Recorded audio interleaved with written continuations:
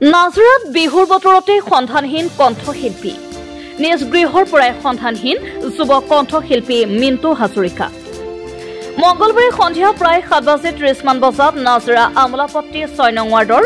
নিজা বাসগৃহৰ পৰা ওলাই গৈ ৰহস্যজনকভাৱে সন্ধানহীন হৈ পৰে যুৱ কণ্ঠশিল্পীজন পত্নীয়ে জনমতে টকা পইচাৰ লেনদেনক লৈ কিছু মানসিক অশান্তিত আছিল কণ্ঠশিল্পীজন কিছুদিন পূৰ্বে ডিব্ৰুগড় ভিএজি নাৰ্ছিং হোমত চিকিৎসা কৰোৱা হৈছিল মিণ্টু হাজৰিকাৰ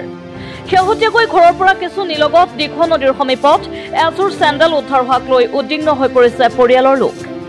উদ্ধাৰ হোৱা চেণ্ডেলযোৰ কণ্ঠশিল্পীজনৰে হ'ব পাৰে বুলি আশংকা কৰা হৈছে শিৱসাগৰৰ পৰা ফাৰহান লস্কৰৰ ৰিপৰ্ট সন্ধানহীন যুৱকজনৰ পৰিচয়টো হ'ল তেখেতৰ মাক হৈছে মোৰ পেহী মোৰ দেউতাৰ ভনীয়েক মানে তো কালি আপোনাৰ তেওঁৰ নামটো মিণ্টু হাজৰিকা হয় কালি সন্ধিয়া আপোনাৰ 8 মান বজাৰ পৰা তেখেত মানে ঘৰত নাই বুলি মোক ফোন কৰি জনালে তো মানে কি হ'ল আপোনাৰ ভাবিলোঁ কি তেওঁ আকৌ আহিব ঘৰলৈ তাৰপিছত আকৌ 10 মান বজাত মানে ফোন কৰিলে যে সি অহা নাইকিয়া তো আমি কালি ৰাতি গোটেই ৰাতিটো বিচাৰিলোঁ 3-4 মান বজালৈকে আমি বিচাৰিলোঁ গোটেই নাজিৰাত বিচাৰিলোঁ আমাৰ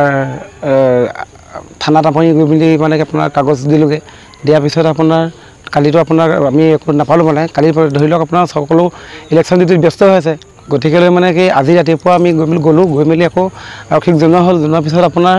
আমি যেনেকৈ বিচাৰি থাকোঁতে মানে কি আমি গম পালোঁ যে ইয়াতে তেখেতৰ চেনেলযোৰ মানে ইয়াতে পৰি আছিলে মানে নৈঘাটত মানে চেনেলযোৰ পৰি আছিলে গতিকে চেনেলযোৰ পৰি থকা গম পাই আমি মানে সন্দেহ কৰিছোঁ যে তেখেতে ধৰি লওক কিবা এটা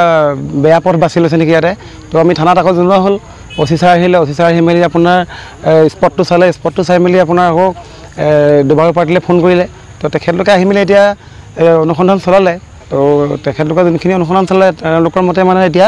নাই পোৱা ইয়াত তেখেতৰ মানে বডিটো নাই বুলি কৈছে তো কালিলৈ ৰাতিপুৱা আকৌ তেওঁলোকে অভিযান মানে আপোনাৰ চলাব বুলি এতিয়া কৈ থৈ গৈছে মানে